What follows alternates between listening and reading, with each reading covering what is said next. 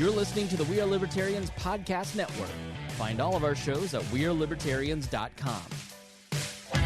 Thank you for joining us here on the Chris Spangle Show. My name is Chris Spangle. If you're new and would like to know more about my bio and beliefs, make sure you check out chris-spangle.com. All my projects are there, and this is one of them. This is a segmented edition of Now Hear This, which is a radio show that I host on the weekends in Indianapolis, and it is dedicated towards nonprofits. And one of the most important functions of a free society are private institutions and organizations that dedicate time, energy, and money towards people that need help. And one of the reasons that I wanted to give you this show, even though some of it is dedicated towards Indianapolis where I live, it is almost all of it is relevant, and I guarantee there are organizations like it in your city that are doing some of the same functions. But what I try to do with Now Hear This is to give you an idea of the problem that a nonprofit is solving so you understand the work that a free society takes. And so I appreciate you listening. And, you know, even if you're out of town and you find that this organization speaks to your heart, maybe find one in your local area or help out the charity here in Indianapolis. This show is brought to you by Wall Plus members.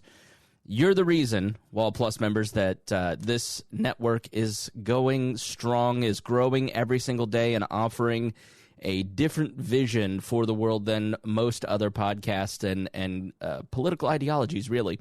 So if you want to support the Wall Network, then you can go to joinwallplus.com, WAL+.com, stands for We Are Libertarians, and learn all the great benefits of subscribing, like ad-free shows, early release for episodes, the full archives. There's 1,067 episodes in the feed that you're missing if you're on the main free feed.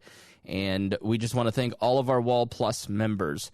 So without further delay, here is my conversation with a nonprofit that is working hard to work directly with people that are in need of help. I'm very excited to talk to my guest today. She is an eminent citizen, one of the most accomplished people in the city, that is a great leader in our city. Her name is Maggie Lewis. She's the CEO and executive director of Boys and Girls Clubs of Indianapolis. Thank you so much for joining me today.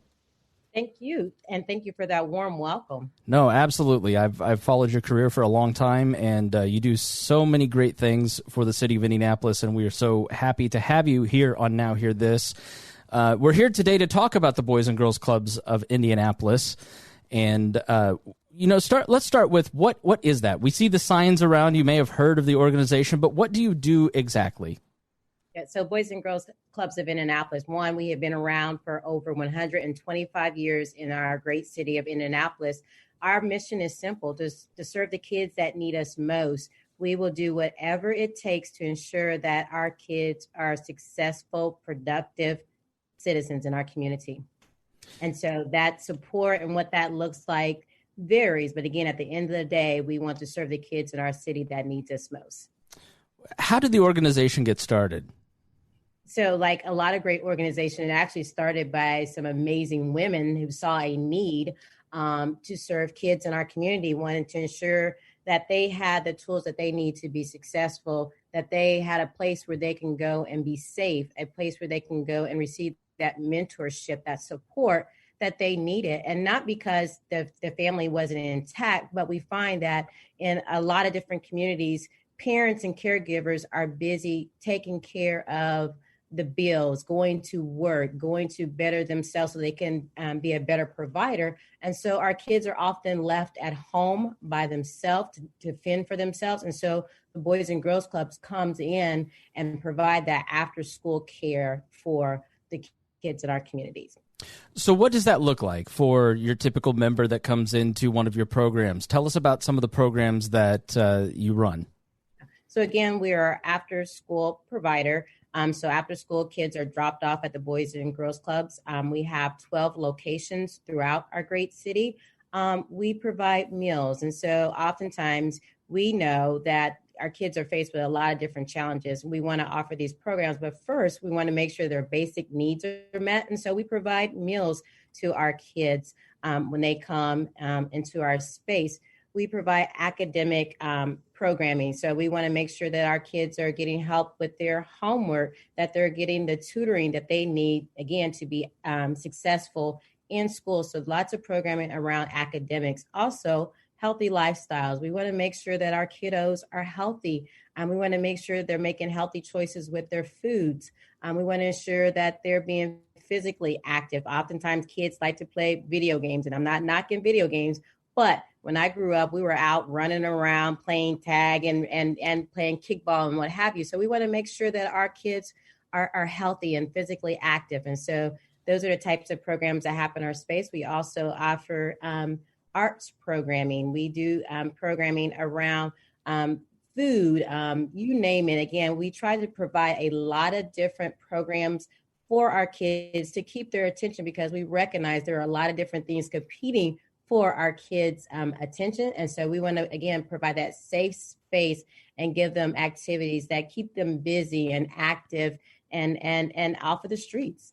So do your members show up to a physical location? Are you in schools? Where do these activities take place?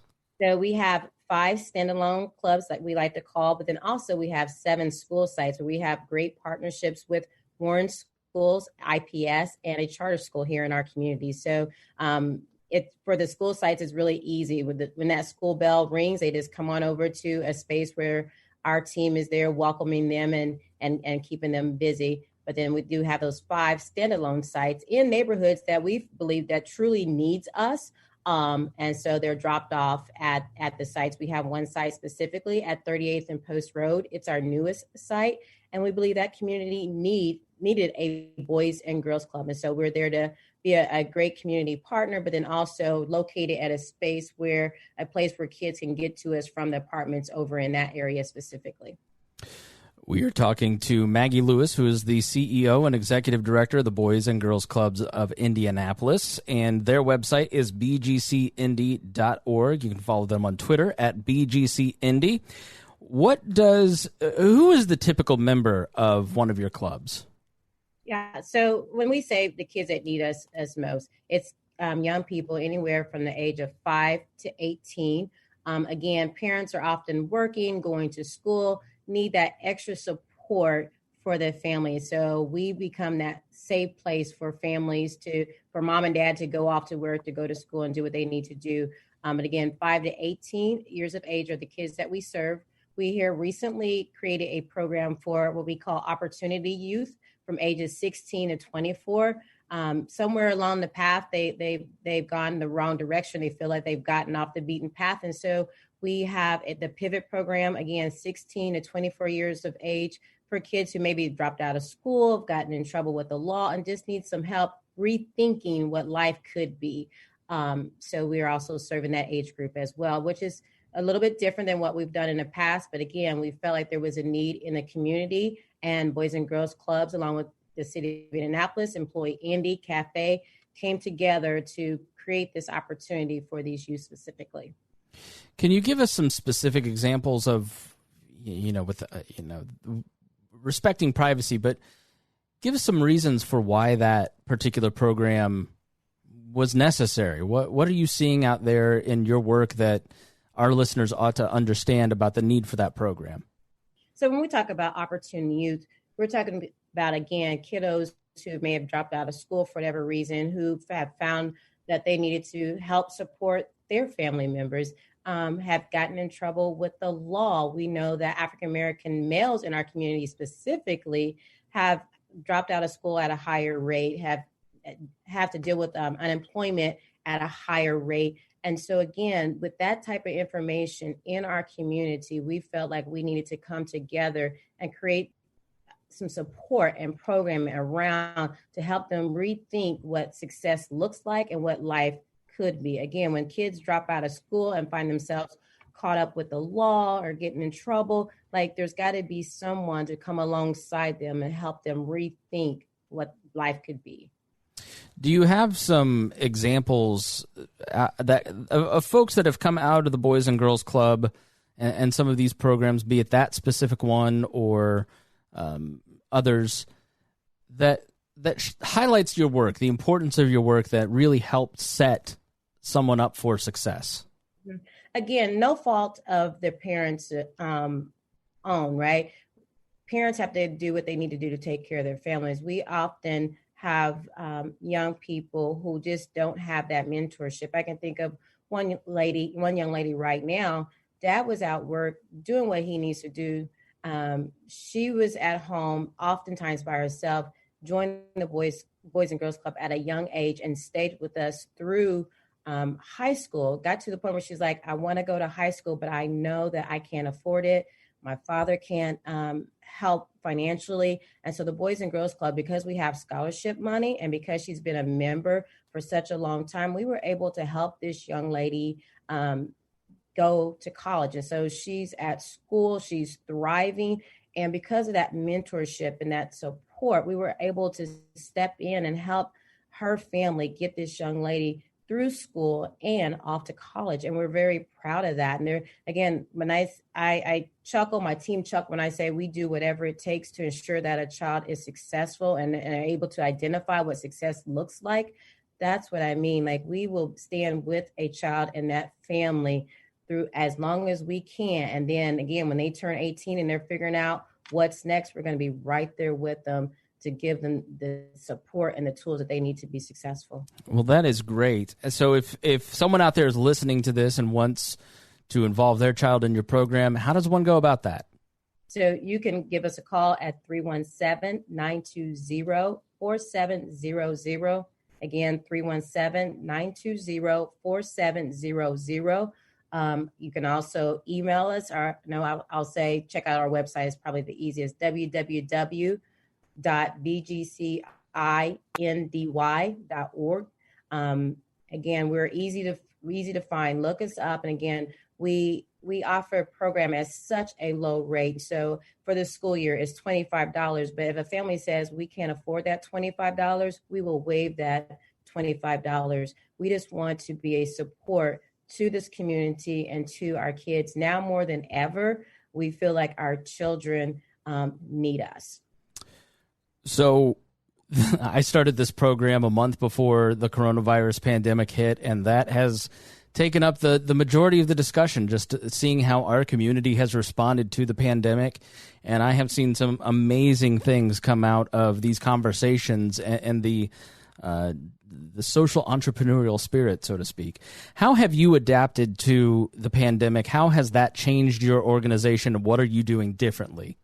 Yeah. So when the pandemic first hit, like a lot of not-for-profits, we had to shift how we were offering services to our members. And so we started providing virtual programming to our kids. And so we use the Zoom platform to meet with our kids, to check in with our kids, to help with that e-learning.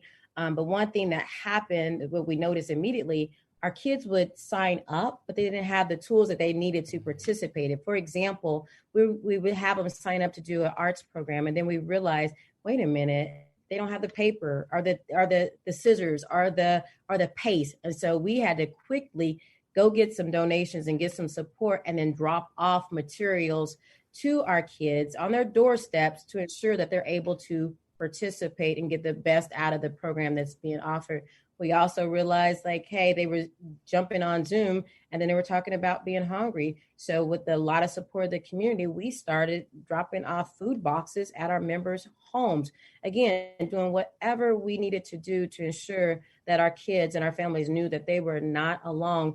And, we often talk about a lot of things have been canceled in 2020, right? But we believe at Boys and Girls Club of Indianapolis that hope is not canceled. So anything that we can do to inspire and to talk about hope and again, inspire our families, that's what we want to do, because we do not believe hope is canceled. That's one thing that we really believe through and through.